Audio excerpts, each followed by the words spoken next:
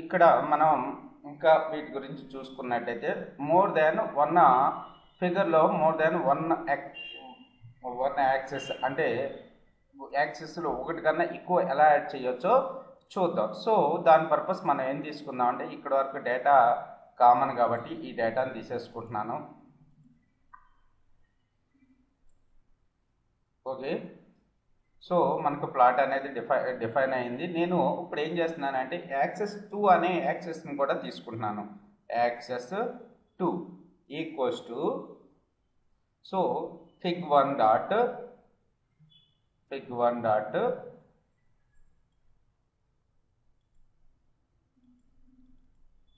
So fig1 dot add under score access. నేను ఇక్కడ ఏం చేస్తున్నానంటే 0.2 అని ఇస్తున్నాను. విడ్త్ వచ్చేసి సో బాటమ్ వచ్చేసి 0.5 అని ఇస్తున్నాను.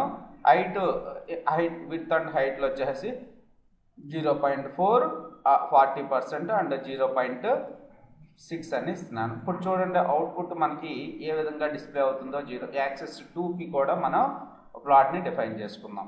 Access 2 okay, access 2 dot y, x అని ఇస్తున్నాను. y, x. ఇప్పుడు అవుట్పుట్ చూడండి మీకు ఏ విధంగా డిస్ప్లే అవుతుందో. సో ఇక్కడ చూసుకున్నట్టయితే మనకి యాక్సెస్ 2 అనుకోవాలి, యాక్సెస్ 2 డాట్ ప్లాట్. సో మనకు ప్లాట్ ఏ విధంగా డిఫైన్ అయ్యిందో చూడండి.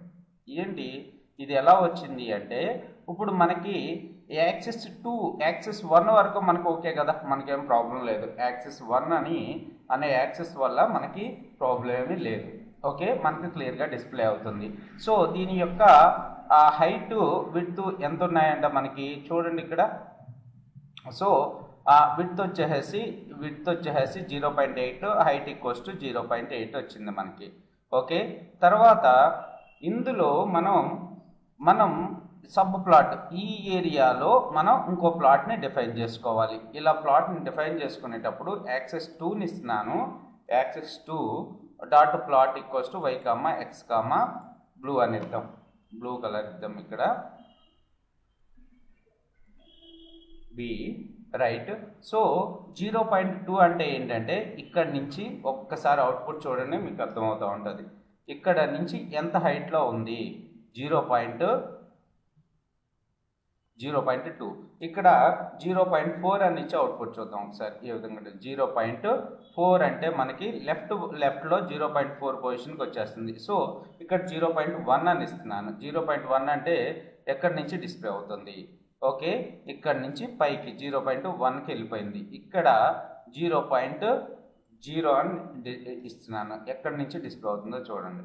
సో అసలు యాక్చువల్గా సైజ్ ఎంత ఉందో అక్కడి నుంచే డిస్ప్లే అవుతుంది. రైట్, 0.2 ఇస్తున్నాను. ఏమేమి వేరీ అవుతున్నాయి అనేది మీరు అబ్జర్వ్ చేయండి.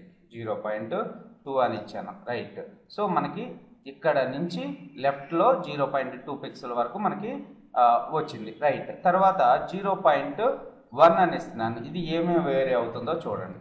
0.1 అని ఇస్తే మనకి ఇక్కడ ఎక్స్ లేబుల్ నుంచి పైకి అంటే టాప్కి ఎంత వెళ్తుంది అనేది మనకి ఇక్కడ చూపిస్తుంది. రైట్, 0.2 అనే ఇస్తున్నాను. ఇక్కడ 0.2 అనే ఇస్తున్నాను. ఇప్పుడు చూడండి ఎంత వస్తుందో.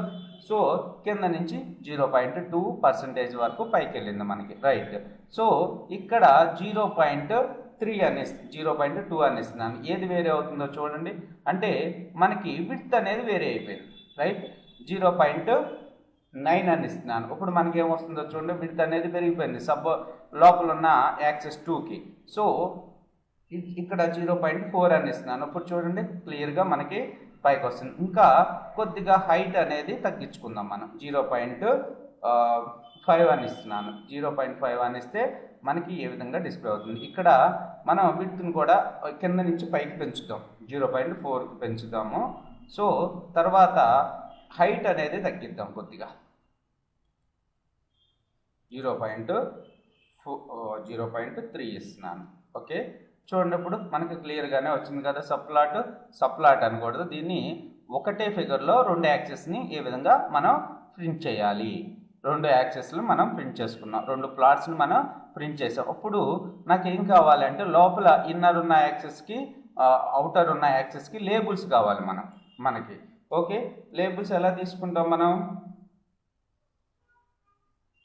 Simple. So axes 1 dot set X label Y label, అలాగే so axes 2 dot set X label, axes 2 dot set Y label, axes 2 dot set title. So ఇక్కడ టైటిల్కి మై ఇన్నర్ డేటా అని పెడతాం. My inner data. Okay, my inner X label, my inner X label, my inner Y label. So చూడండి, ఇప్పుడు output చూడండి, my inner data, my X label, my inner X label. So ఈ విధంగా మనం లేబుల్స్ని కూడా X label, Y label, titles కూడా మనం సెట్ చేసుకోవచ్చు. దీని మీద మీరు ఇంకా 2-3